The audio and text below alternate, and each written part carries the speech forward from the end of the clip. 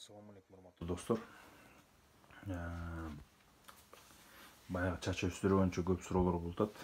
Аларды мен көп процедуралар жасап, результаттарын бөлүшүм деп убакыт болбой жүрдү. Эми өзүңөр билесиздер, карантиндебиз, убакыт толуп тураган. Азыр кичинекей бир чакан видео жасайын. Ошол видеодо мен чач өстүрүү боюнча процедураларынан болгон тажрыйба менен бөлүшөм сиздер менен. Биринчиден чач түшө баштап, анан 3 жыл мурун мен Minoxidil деген майстан колдонуп, 1 жыл колдондум. Жарым жылда сон болуп өстү. Жарым жыл колдонуп чыгып жүрдүм. Каждый день 2 малдан өстү. Анан болду, эми ушу мен чач калат го деген ойдо шубабай калдым эле. Minoxidilден чач кайра түшө баштады. Кайра жарым жылдан кийин чач азайып, чач түшкөндөр билет. Баш жууп атсаң, шампуньдеп жууп эле колуң карасаң, колуңда чач толуп калган болот да.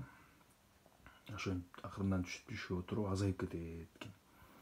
Андан кийин жүрүп кийинки процедура таптым.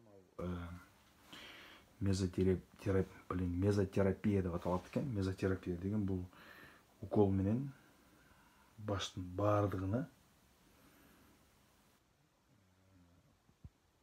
укол атып чыгат да. То есть сайып, кадимкидей кожанын астына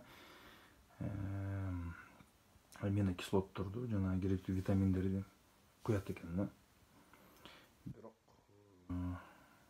бул процедура өтө кымбат. Ар бир процедурасы 3000 сомдон. Эгерде акчаны заранее төлөнгөн болсо 2000 сомдон болот да. Ошондо 10 сеанстан 12 сеанска чейин сиздердин чачыңардын акыбалына жараша.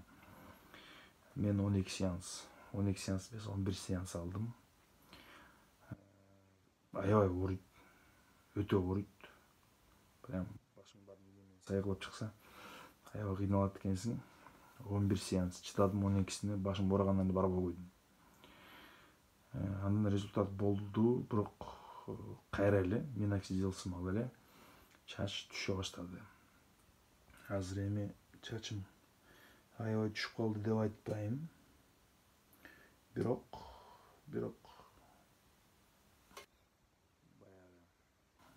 мезотерапия кылган клиника мага сөз бергендей болгон жок.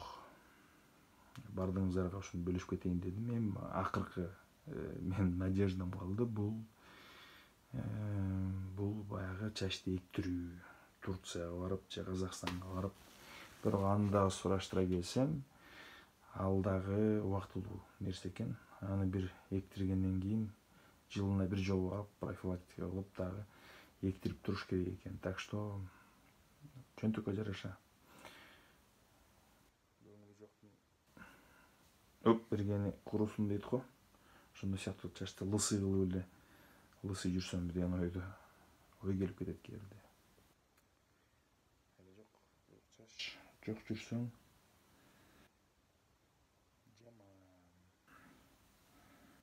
бирок мондай кырдаал болуп атканда аман эсен түйрө калсак экен, оору кетсе экен, жашообуз кайра баягы нукка келсе экен деген ой чач уже 10-15 планда калды.